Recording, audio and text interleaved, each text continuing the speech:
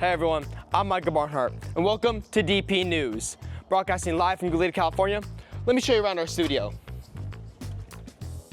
The most unique thing about DP News is actually how we manage our projects. We have a main studio, like everyone else. But did you notice we have 7 editing bays surrounding the main floor? This means while even when the show is live, teams can still work on their projects. For example, right here is our daily social media show, The Flash. And this massive sign-up calendar tells us who's working on what and when. And this is Everett, the Director of Operations. I manage all of our equipment and our checkout system and make sure everything has a place. Now, let's head to the control room where the magic happens. Before I forget, this is where the Good Land podcast takes place, our weekly podcast show where you can find on Spotify. Now, in here, it's high stakes and high pressure. This is the team responsible for getting the show out to the school every day. Micah, 10 seconds. Oh shoot, we gotta go.